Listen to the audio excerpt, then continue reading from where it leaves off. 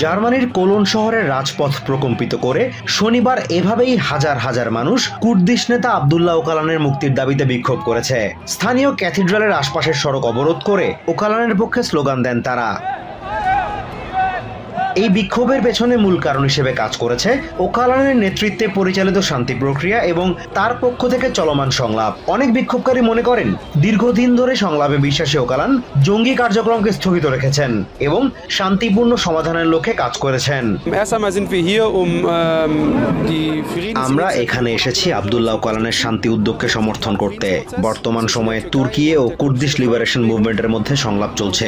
ওকালান সবসময় কথার মাধ্যমে সমস্যা সমাধানে বিশ্বাসী ছিলেন এবং তিনি এখন কুর্দিশ লিবারেশন মুভমেন্টের সশস্ত্র অংশের কার্যক্রম স্থগিত করেছেন। আমরা আজ এখানে তাকে সমর্থন জানাতে এসেছি।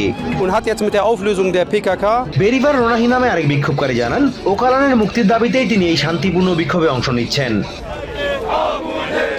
বিক্ষোভকারীরা বিভিন্ন স্লোগান, পতাকা ও পোস্টার প্রদর্শন করেন। অনেকেই ওকালানের ছবি সহ ফ্রিডম ফর ওকালান লেখা প্ল্যাকার্ড নিয়ে এসেছিলেন। বিক্ষোভকারীরা শহরের মূল সড়ক জুড়ে দৌড়ে, গান গেয়ে এবং স্লোগান দিয়ে ওকালানের মুক্তির দাবি তুলে ধরেন।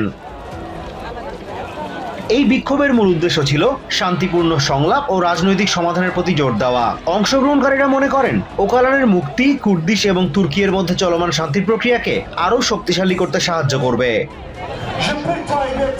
করোনা অনুষ্ঠিত এই বিক্ষোভ যেন নিরাপত্তার জন্য হুমকি হয়ে না ওঠে তা নিশ্চিতে মাঠে পর্যাপ্ত সংখ্যক পুলিশ উপস্থিত ছিল। তবে কোনো ধরনের অপ্রীতিকর ঘটনা ছাড়াই শেষ হয় এই বিক্ষোভ। Azimur Rashid Kanak, TVN24 news desk. New York থেকে সম্প্রচারিত TVN24 টেলিভিশন বিশ্বজুড়ে বাঙালির কণ্ঠস্বর।